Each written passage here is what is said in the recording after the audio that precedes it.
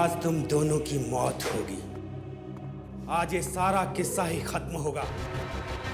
नहीं नहीं नहीं नहीं नहीं डॉक्टर तारिका, ऐसे रोते नहीं। अरे अपने बॉस को देखो, कैसे बैठे हुए, निडर, शांत। बहुत होशियार समझते हो अपने आप को ना, जरूरत से ज्यादा चालाक और चतुर। ऐसे चालाक फॉरेंसिक एक्सपर्ट की मौत भी एक एक्सपर्ट के हाथों होनी चाहिए।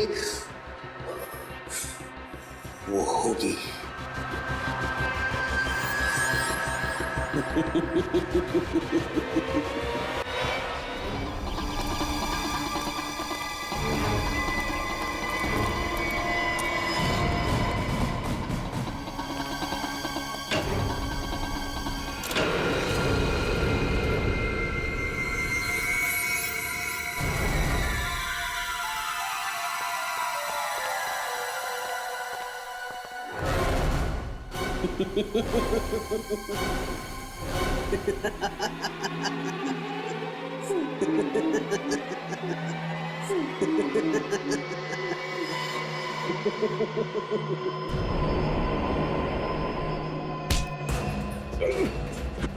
इंजेक्शन दे दो तुषार।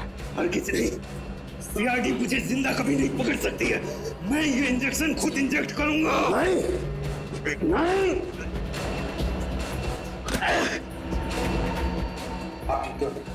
तुम ठीक हो डॉक्टर तारिका? बहुत होशियारी दिखा दी तुमने तुषार। पता मेरी साथी मोनिका कहाँ? मैंने इसे भी जहर का इंजेक्शन दिया। साथी तक को नहीं छोड़ा। पंकज जल्दी से मोनिका के पास जा और उसे हॉस्पिटल पहुंचा। तेरा खेल खत्म तुषार। तूने डॉक्टर साळुंखे को बेईमानी करने पर मजबूर किया, लेकिन उन्होंने बेईमानी में भी ईमानदारी दिखाई और हमारे लिए सुराग छोड़ते गए। आपने मुझे धोखा दिया डॉक्टर साहब। अगर मुझे फांसी नहीं हुई तो जेल से निकलने के बाद मैं सीधे आपका खून करूंगा। अगर दोबारा डॉक्टर साळुंखे के साथ ऐसे बात की तो तू बोलने लायक भी नहीं रहेगा।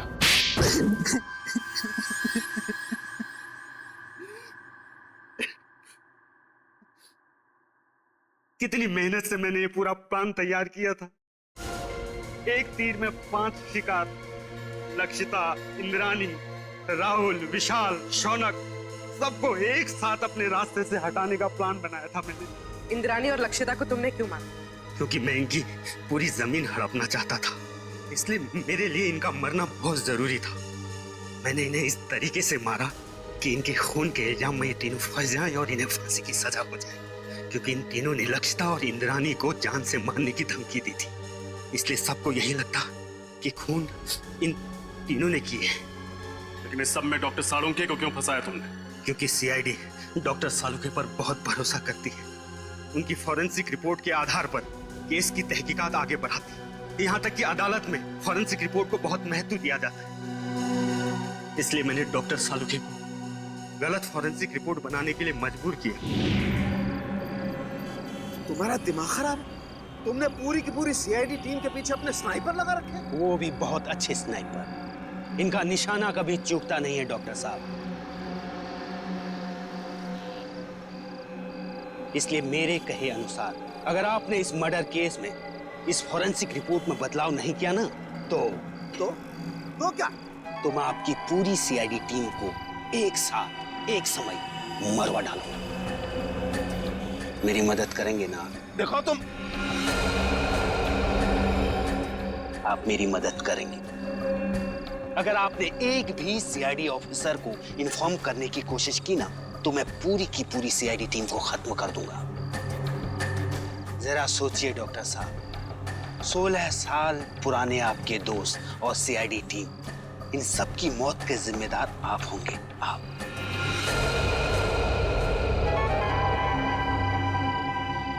ठीक है, मैं तुम्हारी मदद करूंगा। बहुत अच्छी। और हाँ, कोई होशियारी नहीं।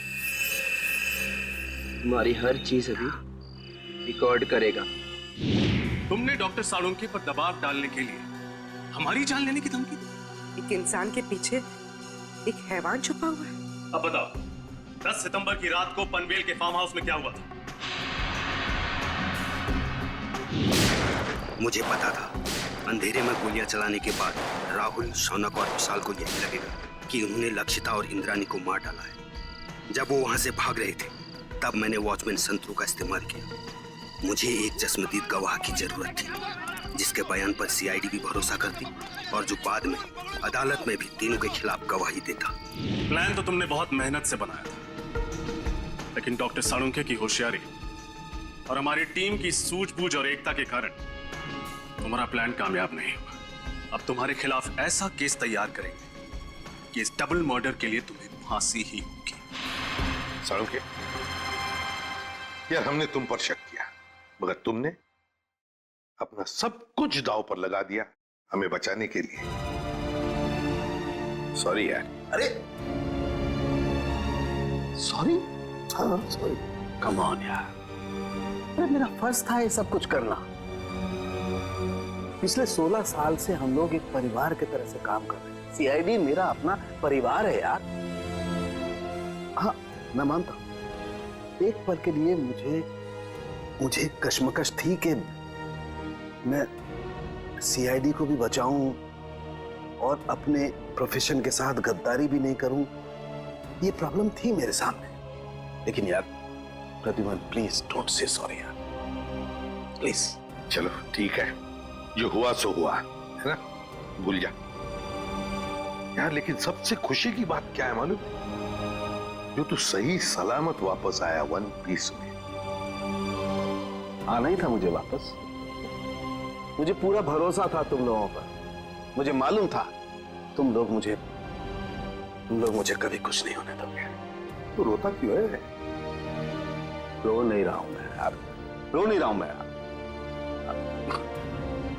तुम नहीं सुधरोगे यार। विजय सर को बुलाता हूं।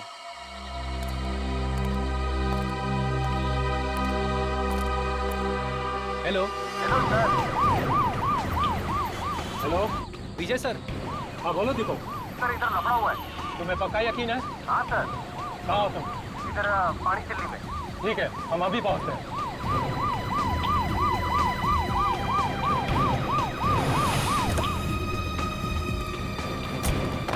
सर कहाँ है गाड़ी? सर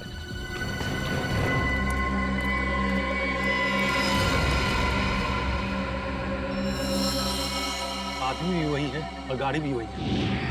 क्या पकड़ो उसे? इंस्पेक्टर विजय क्या हो रहा है आप? आप प्लीज यहाँ से चले जाइए। नहीं मैं नहीं जा सकता, मुझे उससे काम है।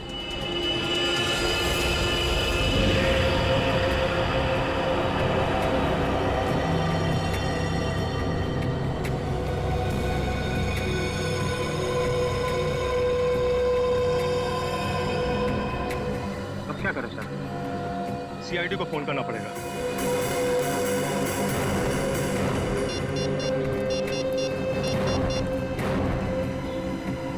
हेलो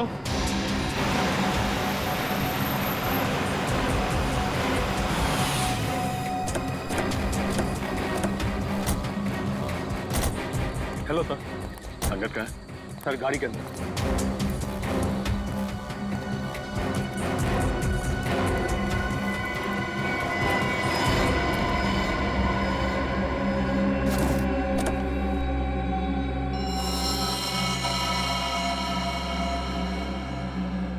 एक ही बार में गले की नस काटती है। लगता है सर मरे हुए काफी समय हो गया। देखो गाड़ी में और क्या क्या मिलता है।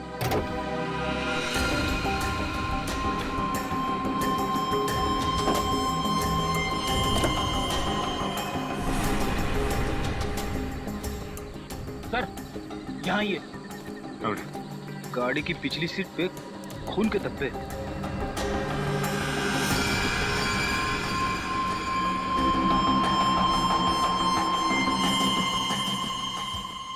सर अंगद की लाश तो ड्राइवर सीट पर है, फिर गाड़ी के पीछे वाली सीट पर खून के धब्बे कैसे हैं?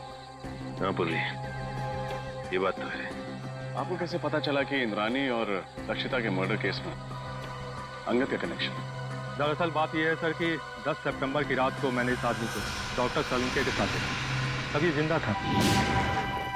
वो 10 सितंबर की रात हम जेल से फरार दो कैदी टीकू और जग्गू का पीछा करते हुए वाडी चेक पॉइंट पहुंचे। वो हम पर लगातार फायर कर रहे थे। वहाँ पार्क की हुई एक गाड़ी के पीछे से भागते हुए वो जंगल में छिप गए। जब मैं उस गाड़ी के पास पहुंचा तो डॉक्टर सालुंके को उस गाड़ी से निकलते देख मैं आश्चर्यचकित रह गया। डॉक्टर विजय, क्या हो रहा है यहाँ पर? सर, हम कुछ क्रिमिनल्स का पीछा कर रहे हैं। आपकी जान को भी खतरा हो सकता है। आप प्लीज यहाँ से चले जाइए। नहीं, मैं नहीं जा सकता, मुझे उससे काम है। सर, मैंने कहा ना, आपकी जान को भी खतरा हो सकता है। प्लीज आप चले जाइए और उन्हें भी अपने साथ ले जाइए।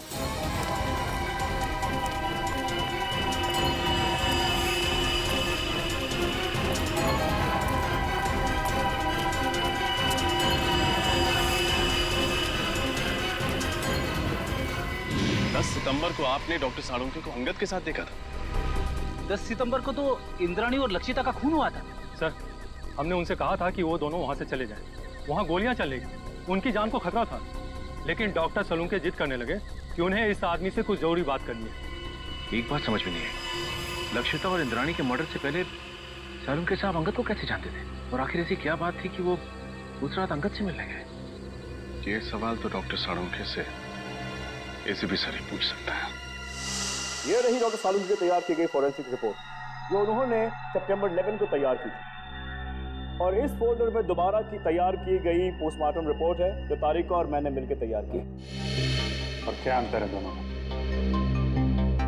डॉक्टर साळुंखे की रिपोर्ट के मुताबिक इंद्राणी और लक्षिता का खून रात 9 और 11 बजे के बीच हुआ, जबकि सच तो यह है कि दोनों की मौत रात 8 बजे के पहले हो चुकी थी। क्या? 10 सितंबर की रात को मैंने इस आदमी को डॉक्टर साळुंखे के साथ देखा था।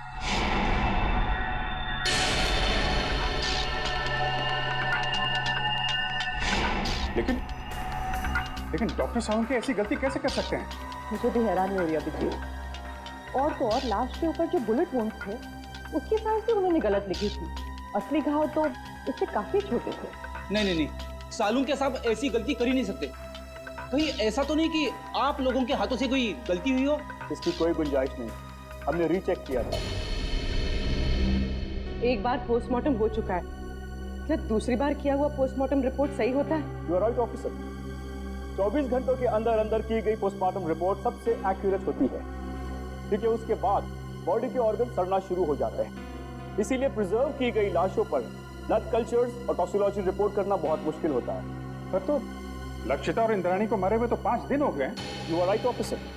डॉक्टर तारिका ने घाव के वीडियोज और फोटोज तब लिए थे जब घाव ताजे थे।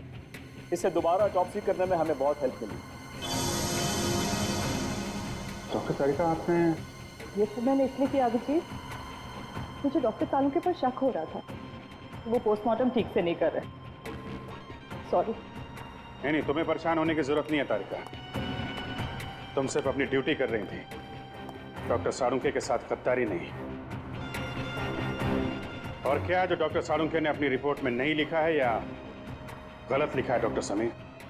एक बहुत जरूरी बात, आइए मेरे साथ। डॉक्टर साळुंखे की रिपोर्ट के मुताबिक लक्षिता पर करीब 10 फीट की दूरी से गोली चलाई गई थी और इंद्राणी पर करीब 8 फीट की दूरी से। हाँ सर, जहाँ से खूनियों ने गोली चलाई थी वहाँ से 8 से 10 फीट का डिफरेंस था।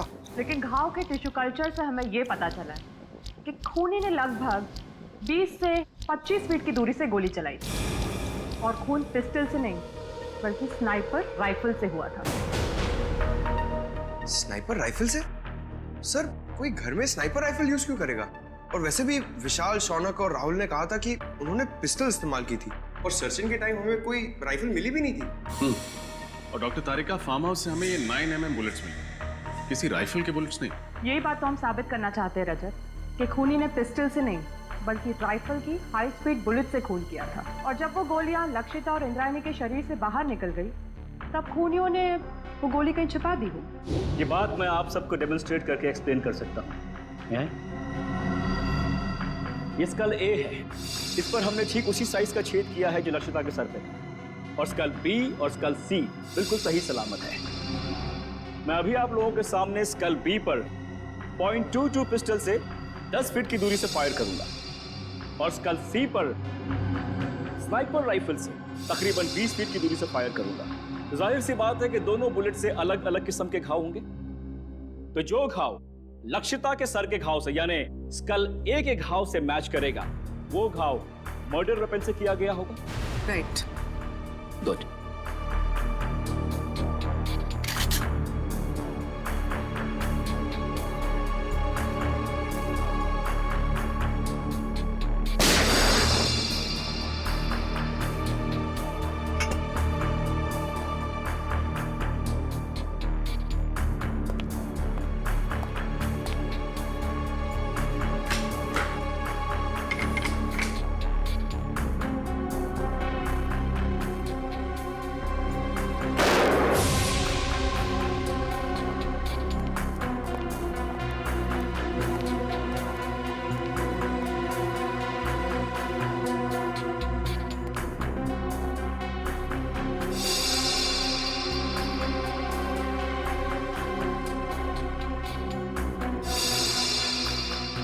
कहना बिल्कुल सही है सर। दोनों का खून राइफल से ही किया गया। हाई स्पीड बुलेट से जो घाव स्कल पर हुआ है, वही घाव लक्षिता के सर पर भी था।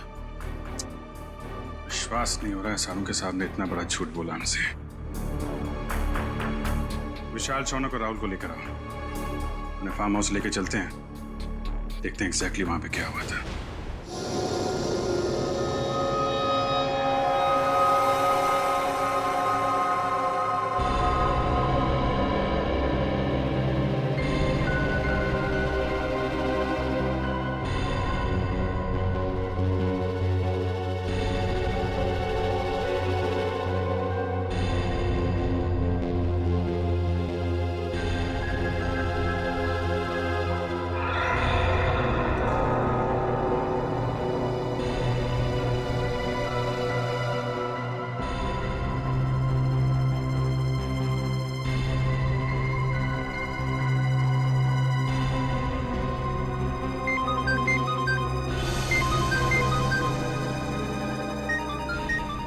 ये मेरा फोन है, मुझे लेने दो।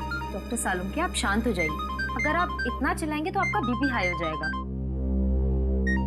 Private number? हेलो जी, 1 मिनट, आपके लिए फोन। ठीक है। हेलो, कहाँ हो तुम? मैं दोपहर से तुम्हारा इंतजार कर रहा हूँ, फोन क्यों नहीं किया? देखो, हाँ मुझे याद है सब कुछ, दोहराने की जरूरत नहीं है। आ रहा हूं मैं वहां पर।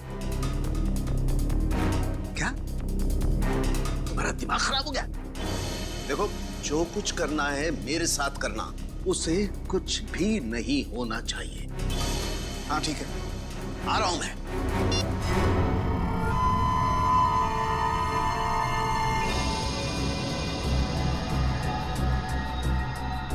तो लक्षिता और इंद्राणी यहां सोफे पे बैठे हुए थे। अब ठीक से याद करके बताओ कि 10 सितंबर की रात को यहां पे क्या हुआ था? क्या किया था तुम लोगों ने? सर, उस रात करीब 9-9:15 बजे होंगे सर। हम लोग पिस्तौल लेके जैसे ही फार्म हाउस के बाहर पहुंचे, यहाँ कोई वॉचमैन नहीं था। सर, हमने तय किया था कि हम पहले दोनों को शांति से समझाएंगे, अगर वो नहीं मानेंगी तो फिर उन पर गोली चलाएंगे। तो फिर तुमने उन्हें समझाने की कोशिश की? नहीं सर, जैसे ही हम लोग यहाँ पर पहुंचे, यहाँ पे बहुत अंधेरा था, सिर्फ टीवी की आवाज सुनाई दे रही थी। इससे पहले कि हम लोग कुछ करते, उन लोगों ने हम पे गोलियां चलानी शुरू कर दी। और उसके बाद तुम लोगों ने भी गोलियां चलानी शुरू कर दी? हाँ सर, क्या करते, उन्होंने शौनक को एक गोली मार दी थी। बस मेरी जान जाते जाते बची है सर, ये देखिए।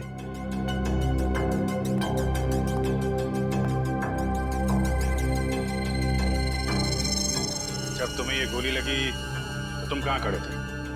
यहाँ सर, मैं यहाँ खड़ा था सर।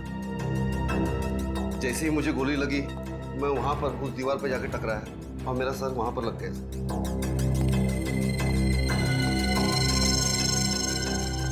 यहाँ पे गोली लगी तो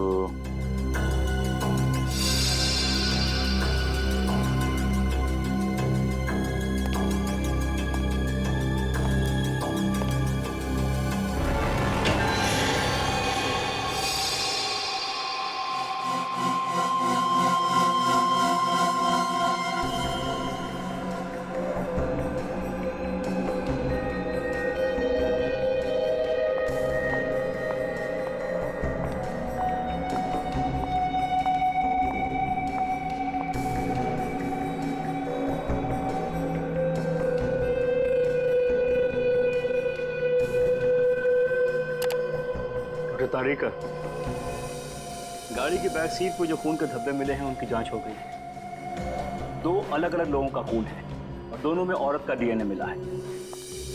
हैव अ लुक। दोनों औरतों की उम्र 45 से ज्यादा नहीं होगी। डॉक्टर समीर, क्या आपको पूरा यकीन है कि इसमें और कोई तीसरे आदमी का डीएनए सैंपल नहीं है? दूसरी बार डीएनए जांच में कोई गलती नहीं होनी चाहिए। I am very sure doctor, मेरा टेस्ट गलत नहीं हो सकता है। ओके। अच्छा, आपने अभी कहा कि दोनों औरतों की उम्र लगभग 45 साल है, राइट? या 45। तो कहीं ये डीएनए इंद्राणी और लक्षिता का तो नहीं? उन दोनों की उम्र भी लगभग 45 साल ही हो सकता है, क्वाइट पॉसिबल। लेकिन ये कंफर्म करने के लिए उन दोनों औरतों के डीएनए से इस खून के डीएनए को मैच करना होगा। इन तीनों की बातों से और डॉक्टर समीर और तारिका की फोरेंसिक रिपोर्ट से साफ साफ पता चलता है यहाँ पे सारा चक्रव्यूह जानबूझ के रचा गया है। Yes sir. अगर ये तीनों दरवाजे से ही गोली चला के भाग गए तो फिर शौनक का खून लक्षिता के शरीर के पास कैसे मिला? और सर, अगर दोनों यहाँ बैठी थी तो हमें इंद्राणी की लाश यहाँ नीचे कैसे मिली? हो सकता है गोली लगने के बाद वो वहां से उठ के भागी और यहाँ पे गिर पड़ी। और इस दीवार पे गोलियां कहां से चलाई गई? और तो और इन तीनों लोगों की उंगलियों के निशान इस घर में कहां से आए? अंगद, ये सारी कारीगरी उस अंगद की है। उसी ने इन तीनों की उंगलियों के निशान और ब्लड सैंपल यहाँ पे प्लांट किए हैं। और सर, अगर इंद्राणी और लक्षिता ने गोलियां चलाई होती तो हमें गन्स भी मिलते। गन्स तो हमें मिली नहीं है। करेक्ट। और सबसे बड़ी बात यह है कि गोली अगर दरवाजे की तरफ से चलती तो घाव सर के पीछे की तरफ होता है, सामने या साइड में नहीं। अब तो साफ हो गया है, डॉक्टर सालुंखे ने जानबूझ के गलत रिपोर्ट बनाई है ताकि हम इन तीनों पे शक करें। मगर सर, डॉक्टर सालुंखे ऐसा करेंगे क्यों? अब ये बात तो डॉक्टर सालुंखे ही बता सकते हैं और डॉक्टर साहब गायब हैं। समझ में नहीं आता ये सालुंखे अजीब हरकतें क्यों कर रहा है। सर, अंगद के गाड़ी के बैक सीट पे जो खून मिला था उसके डीएनए टेस्ट से साबित होता है कि वो खून लक्षिता और इंद्राणी का था। और डॉक्टर सालुंखे उस दिन अंगद के साथ ही थे। सालुंखे से बहुत सारे सवाल पूछने हैं, बहुत सारे सवाल हैं। फोन लगा रहा हूँ लेकिन फोन लग नहीं रहा है उसका। सर, डॉक्टर सालुंखे तो अपना फोन 24 घंटे ऑन रखते हैं और उनकी आदत है कि वो तुरंत फोन रिसीव करते हैं। लेकिन सर, जब हम उनके घर उस दिन गए थे तो उन्हें पता भी नहीं था कि उनका फोन है कहाँ। हेलो, पता लग गया अंगद और सालुंखे साहब ने सबसे ज्यादा फोन किस नंबर पे किए थे? हाँ, मैं नोट करता हूँ। पूर्वी, फोन दो। हाँ, बोलिए। Okay, thank you sir. Salunkhe साहब ने 10 सितंबर को अंगद के साथ 15 बार फोन पे बात की थी और हर बार उनकी फोन का लोकेशन वाड़ी और पनवेल के बीच था। अंगद को 15 बार फोन किया है और वाड़ी और पनवेल के बीच में?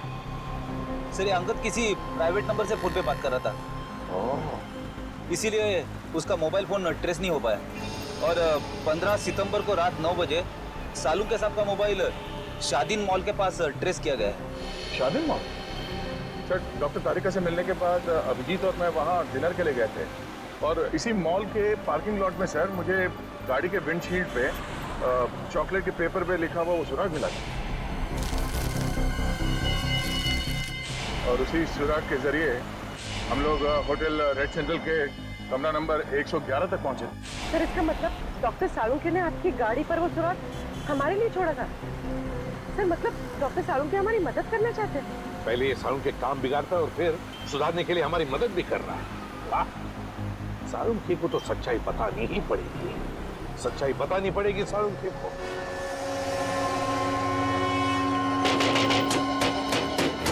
सालुंखे! सालुंखे! डॉक्टर साहब! सालुंखे साहब! सर, दरवाजा तोड़ दूं? तोड़ दो। डॉक्टर साहब! सालुंखे! सालुंखे! देखो उसे, देखो।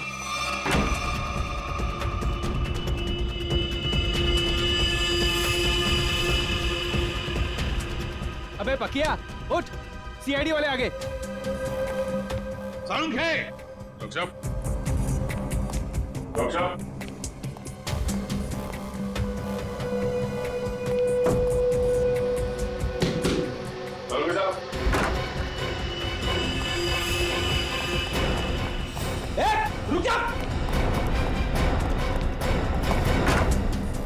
Salunke sir, Salunke sir.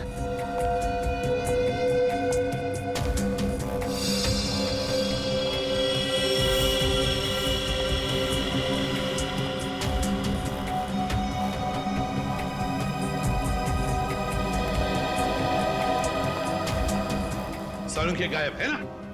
क्या शक था मुझे यही होगा। सर हाँ। ये क्या है? साळुंके का पुराना शौक, लकड़ी के मॉडल्स बनाना।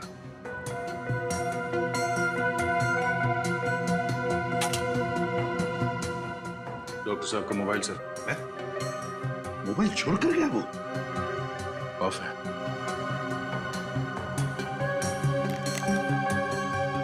सर इसमें ना तो बैटरी है ना सिम कार्ड। बैटरी भी नहीं, सिम कार्ड भी नहीं।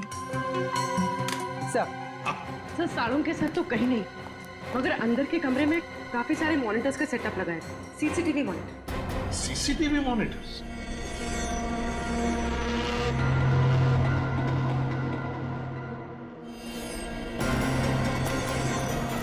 रुक जाओ वरना गोली मार दूंगा।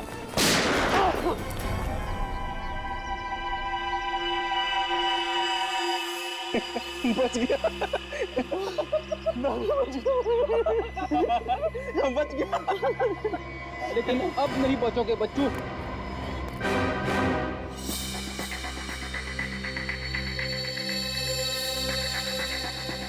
सर हाँ।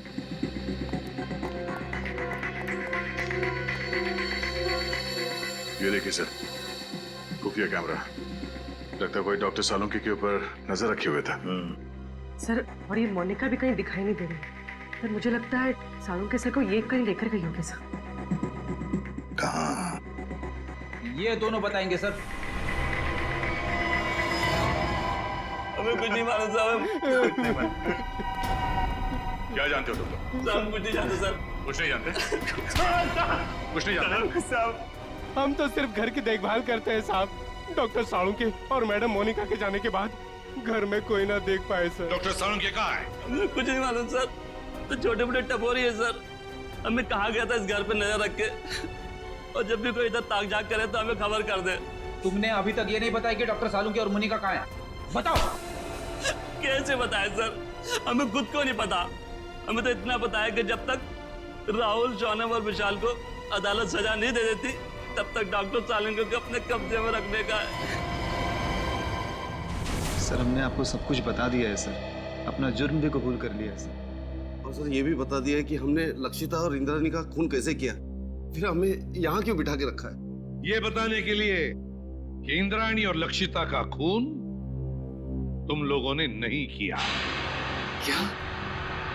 पर सर हमने तो सर अपने हाथों से लक्षिता और इंद्राणिया पे गोली चलाई थी सर। हाँ लेकिन वो दोनों पहले से ही मर चुकी थी। क्या? वो दोनों मर चुके थे? हाँ मैं समझाता हूँ। तुम तीनों ने गोलियां जरूर चलाई थी इंद्राणी और लक्षिता पर उनकी मौत जिन गोलियों से हुई वो गोलियां तुम लोगों ने नहीं चलाई। तो फिर वो गोलियां किसने चलाई? उस खूनी ने चलाई थी गोलियां जो तुम्हें इन दोनों के खून में फंसाना चाहता था। सर अगर हमने खून नहीं किया तो फिर हम जा सकते हैं सर? नहीं, तुम लोगों ने खून नहीं किया, पर खून करने की कोशिश जरूर की है और इसकी सजा तुम्हें जरूर मिलेगी। देखो अगर तुम तीनों लंबी सजा से बचना चाहते हो तो तुम तीनों को हमारी मदद करनी होगी ताकि असली गुनहगार पकड़ा जा सके। करेंगे सर, आप जो कहेंगे करेंगे। हम लोग तीनों आपकी पूरी मदद करेंगे सर। और एक बात बताओ, क्या तुम लोगों का ऐसा कोई दुश्मन है जिसे फायदा हो तुम तीनों को फांसी पे चढ़ाकर? सर दुश्मन तो वैसे कई है। हम लोग जिस धंधे में काम करते हैं वहां पर सर दोस्त कम दुश्मन ज्यादा होते हैं। किस किस का नाम ले सर? सर इन तीनों को फंसाने के लिए खूनी को पहले से मालूम होना चाहिए था कि उस रात ये लोग लक्षिता और इंद्राणी का खून करने जाने वाले हैं। ये बात तो है दया, कोई तो जरूर जानता होगा। एक बात बताओ, कौन जानता था तुम्हारे इस प्लान के बारे में कि तुम उस फार्म हाउस पर जाने वाले हो? नहीं सर, ये बात तो हमने राजी रखी थी। वैसे ये प्लान तुम लोगों ने बनाया कहां पर? हा? सर होटल रेड सेंट्रल में। अंगद के कमरे में? कमरा नंबर 111 में? नहीं नहीं नहीं नहीं, रूम नंबर 111 में नहीं सर, 308 सर। हाँ हाँ वो रूम नंबर 308? तो क्या कोई अजनबी आया था तुम्हारे कमरे में 308 में जब तुम लोग बातचीत कर रहे थे? हैं? विशाल, तुझे याद है जब हम लोग उस कमरे में बात कर रहे थे तो वहाँ एक वेटर आया था इंटरकॉम का फोन रिपेयर करने के लिए, और उसने गलती से टेबल पे रखा हुआ खाना गिरा दिया। अरे अरे, गलती से नहीं भाई, जानबूझकर गिराया था उसने खाना। और वो उस कमरे के अंदर कपड़ा ढूंढ रहा था खाना पोंछने के लिए, ताकि वो टाइम पास कर सके और हमारी बातचीत सुन सके। लेकिन सर, हमने उसके सामने तो कोई ऐसी बातचीत की ही नहीं थी। सचिन, ले जाओ इन तीनों को। चलो। आप रेडी? क्या पता चल? सर, हमने पूरा फुटेज चेक कर लिया सर। सालुंके साहब के घर पे मोनिका और तारिका के अलावा बाहर का कोई आदमी आया नहीं था। और सर, सालुंके साहब और तारिका के बीच में कुछ बातचीत हुई है। क्या बातचीत हुई है? अब साउंड नहीं है, इसके लिए समझ में नहीं आ रहा। सर, किसी लिप रीडिंग एक्सपर्ट को बुला लेते हैं, शायद कुछ पता चल जाए कि इन दोनों के बीच क्या बातचीत हुई थी। बुला लो किसी लिप रीडिंग एक्सपर्ट को, पता तो चले क्या बात हो रही थी। होटल रेड सेंट्रल, कमरा नंबर 308, वेटर।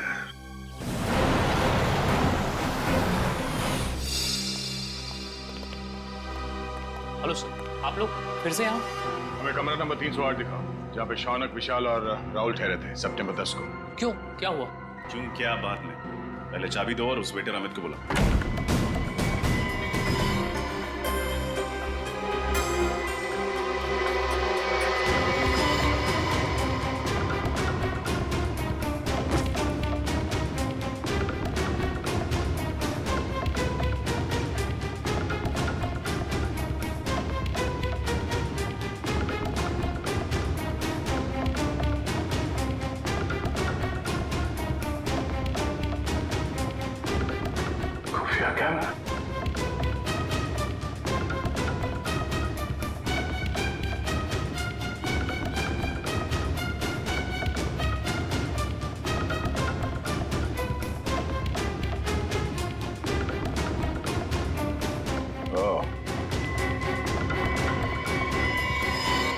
ये देखो, खुफिया कैमरा और ये बग। इन चीजों के जरिए खूनी शौनक और उसके साथियों का प्लान सुन रहा था।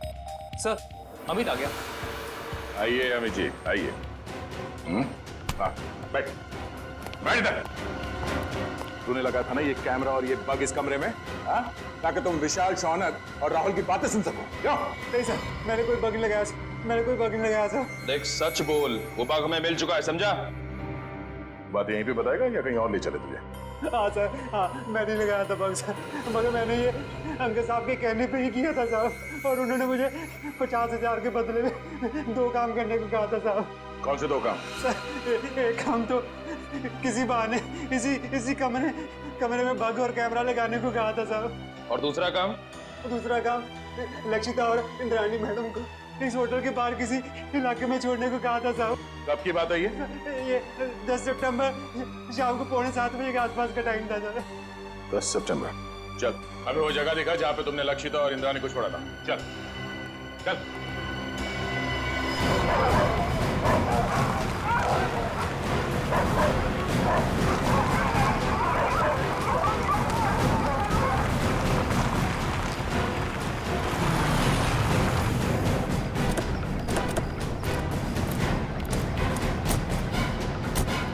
सर, यहाँ पे छोड़ा था मैंने, और सर वो दोनों वहाँ पे खड़े थे, वहाँ पे। कुछ बात कर रहे थे वो? हाँ सर, बहुत ही गुस्से में इस बात कर रहे थे सर। कह रहे थे कि वो हमें धमकाने की कोशिश कर सकता है, अगर उसने दगाबाजी करने की कोशिश की तो हम भी उसे छोड़ेंगे नहीं। लेकिन सर, उसके बाद मैं होटल में चला गया, उसके बाद क्या कुछ हुआ मेरे को सर पता नहीं। सर, इंस्पेक्टर विजय ने डॉक्टर सालुंखे और अंगद की गाड़ी को आखिरी बार यहीं आगे पास में ही देखा, और बाद में गाड़ी की बैक सीट पर उन दोनों औरतों के खून के निशान भी मिले। ऐसी जगह पे राइफल या स्पीड बुलेट का इस्तेमाल किया जा सकता है, खूनी ने राइफल का इस्तेमाल किया है, पिस्टल का नहीं। तो गोली 5 फीट की दूरी से नहीं, काफी दूर से चलाई गई है। एक काम करो, आसपास देखो कोई सबूत मिलता है क्या।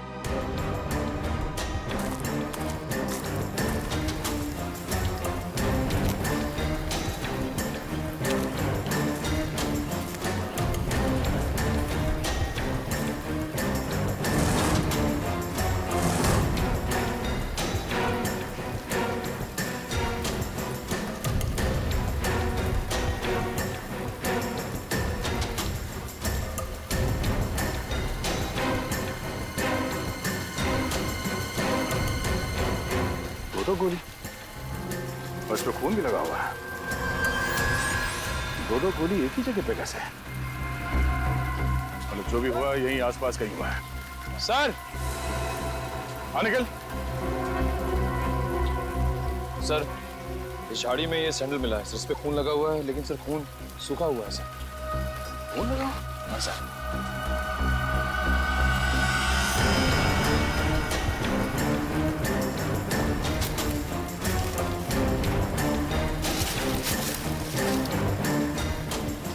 सर ये तो लक्षिता मैडम का बैग है, मुझे अच्छी तरह से याद है। उस दिन होटल में वो यही बैग लेकर आई थी। लक्षिता मैडम का बैग? कैसे? ये खून लगा हुआ है। इस बैग पे जो उंगलियों के निशान है जरूर उस खूनी के होंगे। और वो खूनी भी ज्यादा दूर नहीं गया होगा।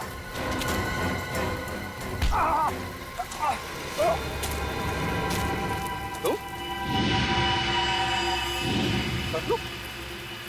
लक्षिता के फार्म हाउस के रखवाले हैं? तुम यहाँ क्या कर रहे हो? साहब मुझे माफ कर दो साहब, मैंने कोई खून नहीं किया साहब, मुझे तो आपके ऊपर नजर रखने के लिए कहा गया था साहब। सच बता, तूने झूठी गवाही क्यों दी? हमें पता चल चुका है कि तूने फार्म हाउस में कोई खून होते हुए देखा ही नहीं, क्योंकि तुम्हारी लक्षिता मैडम और इंद्राणी मैडम, उन दोनों की मौत 7:30 बजे हुई और यहाँ पे। साहब मुझे छोड़ दो साहब, मुझे अंगद साहब ने बोला था ऐसा करने के लिए साहब। अंगद मर चुका है। मुझे कोई दूसरा आदमी फोन करके काम करने के लिए कहता था साहब। कौन है वो आदमी? मुझे नहीं पता साहब, कौन है वो आदमी? वो कभी सामने नहीं आया साहब, वो हमेशा मुझे फोन पे बोलता था सर। मगर अब उसे सामने आना ही होगा। चल चल।